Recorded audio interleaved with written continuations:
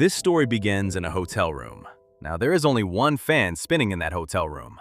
Beyond that, a girl is lying dead. Now, in the next scene, our hero and heroine come. Both of them are policemen. Moreover, our hero and heroine are going to get married soon. Our hero was married before and has a child, but his wife has died. Now, the hero calls the heroine and asks, "I have an urgent job. Can you go to school instead of me and bring my child?" The heroine is happy about it, so she agrees. Then the hero goes to the hotel where the girl died in the beginning. When he checks there, he finds out from her ID card that the dead girl works as a trainee in a hospital. Moreover, all the mirrors in that room are broken. When the girl is brought for post-mortem, even the doctor is unable to find out the cause of death. There are no signs of any harm or attempted murder on her body. Similarly, there are no signs of suicide. So the doctor says, "Sorry, I can't find anything more than this, not even the slightest sign. I conclude that it was a sudden death. You investigate in your own way, you might find some evidence." The hero is not going to leave this case alone. He goes to the hospital where the dead girl worked. There, he meets her senior doctor, tells her about the girl's death, and asks him to tell him if he knows anything about her. Now, we can call that girl Sarah. The doctor is worried when he hears that Sarah is dead. He says that when Sarah left here yesterday, she had no problems or difficulties that would lead her to commit suicide. She has no father, she was raised by her mother alone. The doctor says that such a brave girl would not commit suicide, so he cannot believe this news. The reason is, she only talked to this doctor a lot. She didn't talk to anyone else that much. Then Hero would ask, "Well, does she have a boyfriend?" When he asked, the doctor would say, "Oh, yes, she does. She has a boyfriend. He's a medicine supplier in this hospital." The doctor also said that if he asked him, he would find out something. Now, when I show up at the hospital, Sarah's mother comes there. She repeats the same thing the doctor said. "There's no chance my daughter will commit suicide. She's such a brave girl, so she would never do that." Then, occasionally, I go to the hotel where she's staying and see her. I went there 2 weeks ago. Also, a month ago, she told me something, that she got a new boyfriend. But I don't know what happened after that. A few days later, she called me and said that she broke up with that boyfriend, that we didn't get along. She didn't tell me the reason. So one day when I went to her house, Sarah had been called by someone else. She spoke to the caller very happily, as if she liked something. When I asked who he was, he said he would tell me when the time came. So I still say, my daughter will never commit suicide. It would be murder. Mom says you should find out if you can. After that, our hero and heroine go to meet Sarah's boyfriend. When he asks her, "What was the reason for your breakup?" she says she doesn't know the reason either. Then the hero asks, "Okay, where were you last night from 11 p.m. to 1 a.m.?" To which he says, "I was sleeping somewhere very drunk. I can tell you the place, just ask there." When he checks the CCTV of the place he mentioned, he was there. So there is no need to suspect the boyfriend. After that, the heroine comes home and investigates Sarah's case. But when she asks her father, "Dad, a girl named Sarah died. Do you know anything about her?" When asked, because the director of trainees at that hospital is the heroine's father. When the heroine asks, the father's face changes slightly. Then he says, "And the children under me, how is the case going? Are they doing well?" He asks everything. The heroine doesn't say much about the case. At the same time, the hero and the assistant ask the doctor again. As Sarah's mother said, she had a boyfriend, and it seems that she broke up with him and went into another relationship.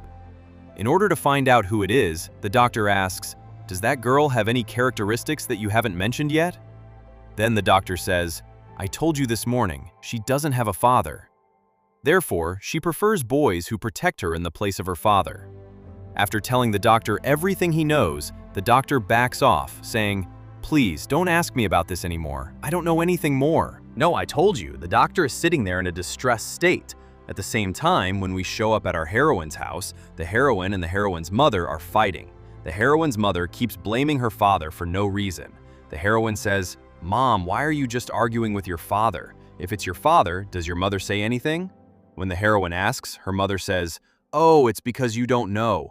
Your father should have been left like that. My father and I brought your father to this level together. If it weren't for my father and I, your father would have been living in some village as an ordinary doctor and a poor man."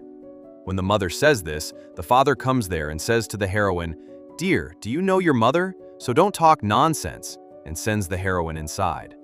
Now, the reason why the heroine's mother is so angry with her father is a flashback. Now it's their 30th anniversary. Both of them are drunk with happiness. The heroine's father is a good doctor, and the heroine's mother is an even more experienced doctor. Her mother's family is traditionally doctors, but the heroine's mother has left her job for her family and is a housewife. So the father tells his wife, "It's a great thing that you left your passion and family tradition for me and my daughter and lived for us." Before he can finish saying that, the heroine's mother takes a photo from under the table. That's the next twist. In that photo, the heroine's father and Sarah are standing happily in love. That means these two were in a relationship. Then the mother will say, "Why can't you keep quiet now? All this time I have been saying that I am making a big sacrifice. I am doing it. What have you done for me? At this age, don't you want a new girl? Look, since when did that girl start getting to know you? Since then, I have been planning on that girl's death." After showing that flashback, you think that this auntie must have killed Sarah. The heroine's father has the same doubt. Now, when you ask the mother about it, she doesn't give the correct answer. She doesn't say whether she killed him or not. Instead, she just says, "She died. I am so happy." Sarah's director at the hospital is the heroine's father. So the next day, the hero comes to see her father to ask questions.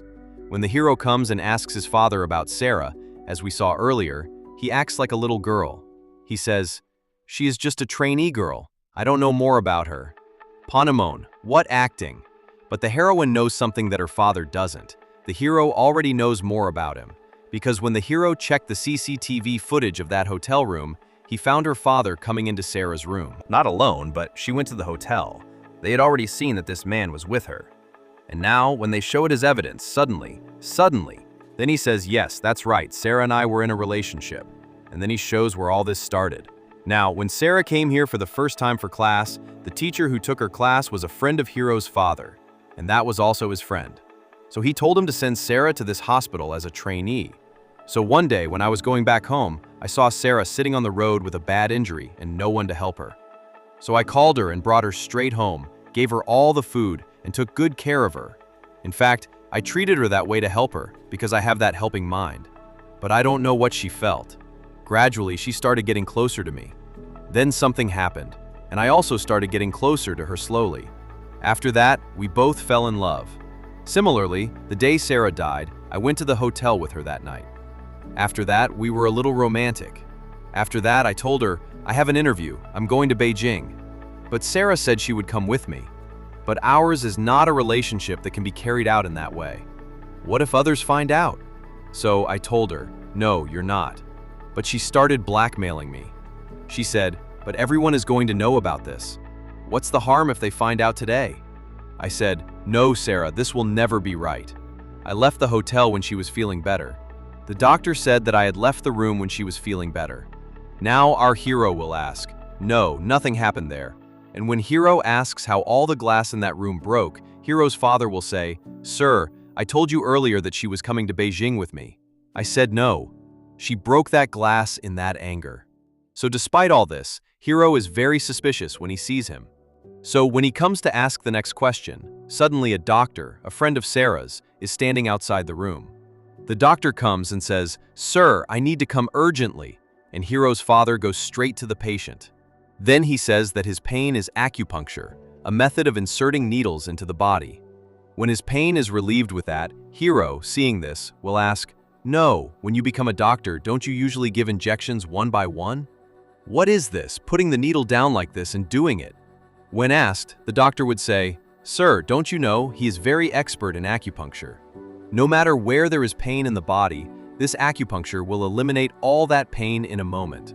Not only this doctor, but there was another doctor in our hospital before this. The saying that there is someone better than him, that no one else here has as much experience as him, is not about anyone else, but about our hero's mother. Now, after marriage, she is sitting at home as a housewife. So we know that our hero's mother's family is traditionally that doctor. That is. Then the doctor says that the doctor has saved many lives through acupuncture. Hearing that, Hero has another doubt. What is the point? If this treatment can save someone's life, then it wouldn't be a big deal to take someone's life with this treatment. Then, when Hero's assistant asks the doctor about this, the doctor says, "Yes, that's possible. There is a needle called an elongated needle. It is used more in acupuncture. It is a little bigger than a normal needle. It can save someone's life as well as take a life. But no doctor takes a life like that. I just said that because you asked. Immediately after hearing that, Hiro calls the doctor who did the autopsy. There is a possibility that Sarah was killed with an elongated needle, because the first examination did not find any evidence of murder. This needle may have been used.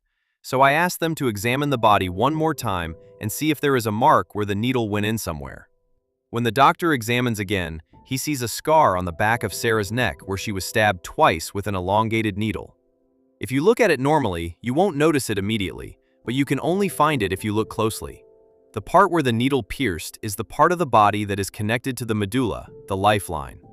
Sarah died because of the puncture there. If Hiro hadn't told about this needle, Sarah's death would still have remained a mystery. With this, Sarah's death was proven to be murder. After that, the security guard at the apartment where Sarah was staying calls Hiro and tells him important information. "Sir, I was in the country on leave for a while. I just got back. That's when I learned about Sarah's death. When I worked, someone was following her whenever you went out. It was recorded on the CCTV. When it is shown who it is the heroine's mother.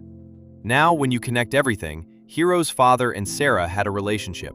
The mother knows about that. The mother knows acupuncture very well. She has followed Sarah many times. Considering all this, if you question the hero's mother, you will know things. But before that, there is a problem. The heroine is involved in this case. How will she feel when she knows all this? If all these connections are brought into the case, it is less likely to move forward.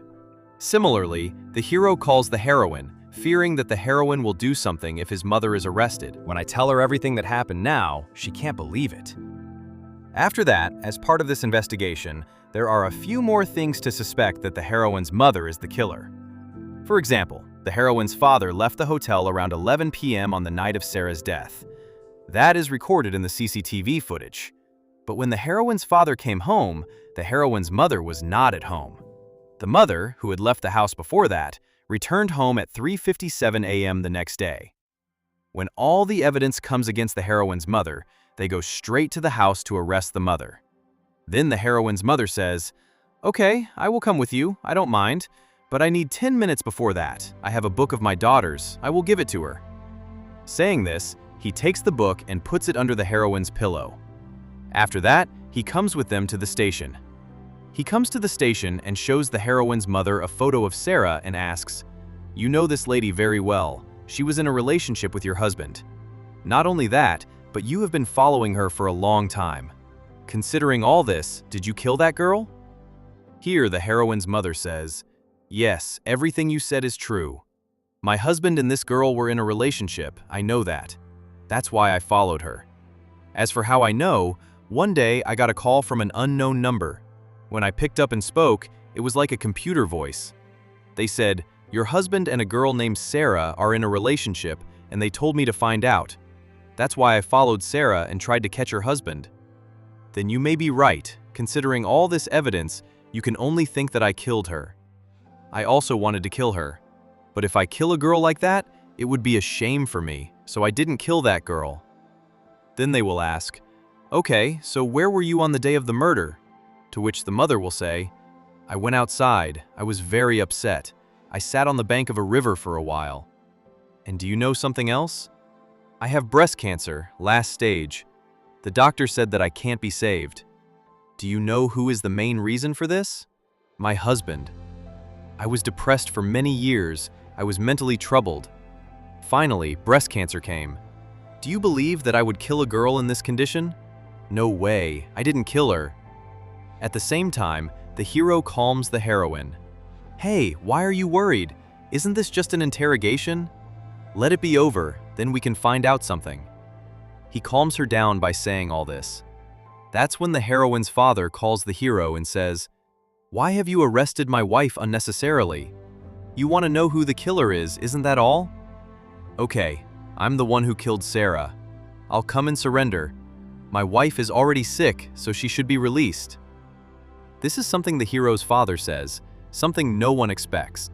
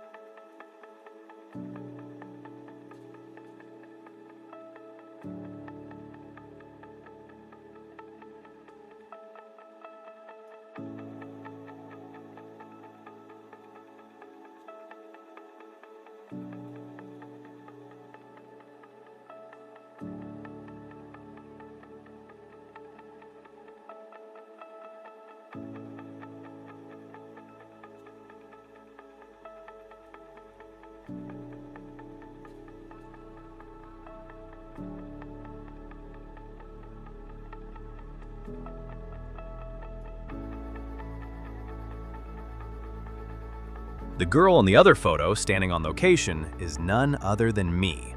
She was the girl my husband loved at the time, but I don't know what happened. He married me after we broke up.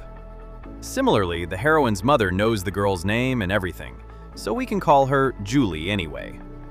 Julie and the heroine's father were born and raised in that village since childhood. So next, our hero and heroine all go to her father's village. The heroine has no interest in investigating this case. She just brings the hero along. So she is put in the car, and now, after meeting an old man in the village, the hero and the team ask him about Julie and the heroine's father. That's when the man says, "There have never been two people in our village who are in love like this. It was such a big love, but I don't know what happened. Julie's father and mother died when she was a child. Similarly, in the case of the heroine's father, the father had died, and all that was left was the mother. Moreover, when she could not look after her son alone in this village, the heroine's father's mother left this village and left her son here and went to the city. So, since childhood, these two, who had grown up without a father and mother, lived together. Thus, growing up, the two finally fell in love. But here, a girl named Julie had a certain illness since childhood. Her hands would start shaking occasionally. The doctors said that there was no cure for this. But since their love was so great, the heroine's father would tell Julie, "Don't worry at all. I will learn from the doctor to treat and cure this illness of yours. I will find out what that illness is and treat it and cure it." He had promised her that he would not be able to study medicine in this village. For that, the heroine's father goes to the city. At the end, he says to her, "I will send a letter like this." After a while, there is nothing wrong. Letters come occasionally, and she reads them. But in the following days, the letters come less and less. Finally, when no letter comes from her lover, Julie decides to go to the city and see him. She wants to know what is the matter. So Julie packs her things and goes to the city. The old man who is now telling the story to the hero says that he saw her going to the city that day. I know so far. I don't know if she saw him after going to the city, but I know one thing. She started living in the city with her sister. So when this happens, our hero is going to the city to see Julie's sister. As he goes, the heroine, who has been with him for so long, says, "You dropped me off halfway. I'm not coming anymore," and goes outside. After that, the hero and a lady policeman go to their house to see Julie's sister. When they go there and ask about their sister Julie, the twist they tell is this. The heroine's father sent Julie a photo with a message on the back that said, "I will kill any woman who comes near you." If that's the case, the two of them come home thinking that Julie must have killed Sarah. But there they say that Julie died in a car accident 20 years ago. Then the hero asks, "So Julie came here to the city to meet the heroine's father. Did you see him?" To which the sister says, "What's all that anymore?" Julie had gone to him after coming here, but if it were him, he would have broken up with her because he found a better woman than her, married that lady, and lived happily ever after. So they say they don't want to talk about it anymore and send them outside. So when the two of them come out, there is a grandmother lying there. She tells the hero something. Julie, the heroine's father's girlfriend, who came to the city from the village 20 years ago, was pregnant when she came here. Julie and her sister used to share a room with another couple. When the grandmother tells them everything she knows, the hero inquires about the couple. The grandmother knows their address, and so on. Accordingly, when hero goes to see them, they say, "That girl's situation is very unfortunate. She came to see her boyfriend after getting pregnant before the wedding. But when she came here, his address changed. No matter how much we searched, we couldn't find him. We told her, 'Don't want this baby, let's get an abortion.' But she didn't listen.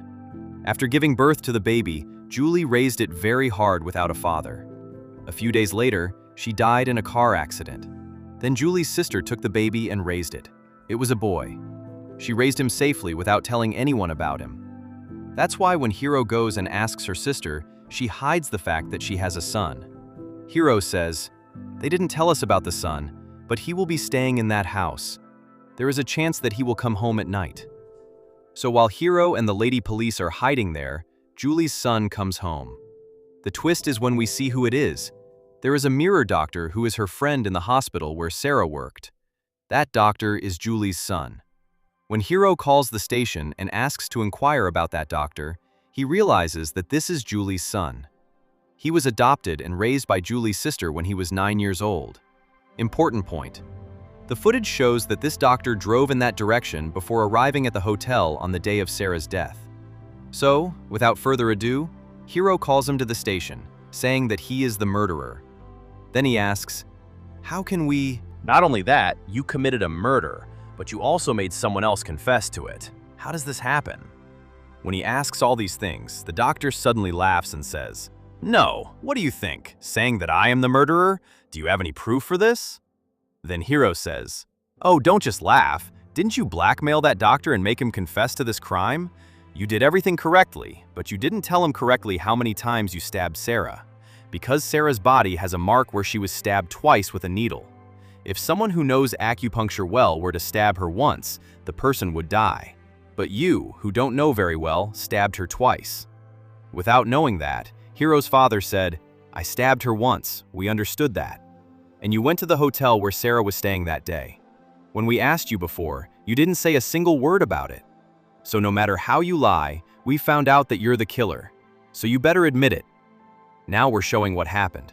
Our mirror doctor is actually the heroine's father's own son, but the hero's father doesn't know that.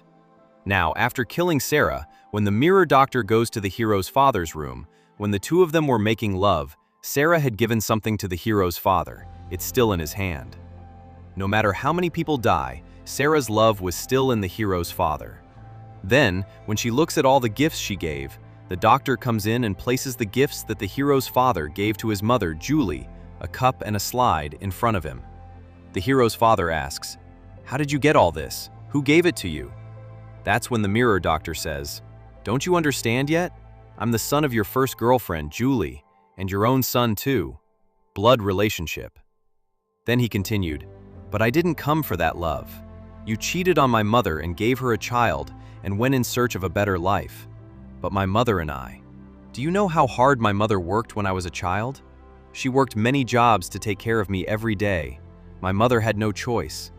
If you had come to me all that time and called me father, I would have been so angry that I wanted to kill you. When I told my mother this, my mother beat me. Because even though you hated me so much, my mother loved you until the end. But my mother couldn't live for long. Before she died, my mother had written on the back of a photo, "I will kill any woman who comes to you." I was also with my mother when I wrote that. That day, I thought, even if my mother dies, isn't it my duty to complete what my mother wanted? For that, I killed your girlfriend. When you were leaving the hotel, I went inside and killed her in the same way using your acupuncture technique. That too with this needle that was sitting in your office. I still have that needle in my hand. Oh, you put this needle in yourself. And I had also decided to kill your wife, but when he found out that he had cancer, he decided not to kill them. At that moment, the hero's father says, "Hindu, this is what you were telling me after all this time, claiming to be my son, and you were trying to kill everyone with me. What I did to your mother and you was wrong, but that was my situation at that time. That's why I couldn't look after your mother. But is that why you are coming now for revenge?" When I ask what I will do next, he says, "Okay, you have two options. Either you confess that you did this murder and go to jail for me, otherwise, I will confess that I did it, and you keep my mother locked up that day and leave me here as well." The doctor leaves from there, saying that he has punished his girlfriend in the same way for so long. Now that his son is coming here, the hero's father has taken the blame and said that he killed himself to save his son. While telling the truth, the mirror doctor is arrested. At the same time, Hero's mother is released. She is also told that she has breast cancer. She is also told that she has been depressed for all these years. This is because the doctor still has the cup that Sarah gave her. Therefore, Hero's mother got depression and finally breast cancer because she thought that no matter how much she loved her husband, he had someone else in his heart. So, after about 10 months, the mirror doctor intentionally committed the murder, so he was sentenced to death. Then the doctor says, "I want to see Hero." Hero comes there and says, "What's the matter?" When asked, he says, "A little help, only you can do it. Because of my anger towards my father, I had planned to kill him at some point, but he still has the cup my mother gave him. For that reason alone, I decided not to kill him. Similarly, my mother really wanted to see her father until she died. But that didn't happen. She died before that. So now I have to tell him, go to my mother's grave. It will at least give my mother some peace." Then the hero says, "That's a bit of a big deal. Because when you were sentenced to death, it was him who caused this situation for you and your mother. If he had been good, his son would never have been in jail. His girlfriend would not have died like this. He was the one who caused all this." Saying that he did not deserve to live in this world anymore, the doctor committed suicide by pricking himself with a needle used in acupuncture treatment. Now that I think about it, the mirror doctor feels a little sad. Then the hero says, "You committed this murder knowingly or unknowingly. You have studied well. Even if you get the death penalty, you can appeal it one more time. You will get some relief from this sentence. Why didn't you do it?" When asked, he illogically says, "There is no need for that. My mother has been alone for many years now. I was not able to take good care of her when I was a child. So even if she is dead, I must take good care of my mother. This death sentence is enough for me." Saying this, he accepts the punishment himself. After hearing all this, the hero, despite investigating and completing this case, is still wondering whether what he did was wrong or right. Because when he started this case, both of them died. With that, this movie also ends here.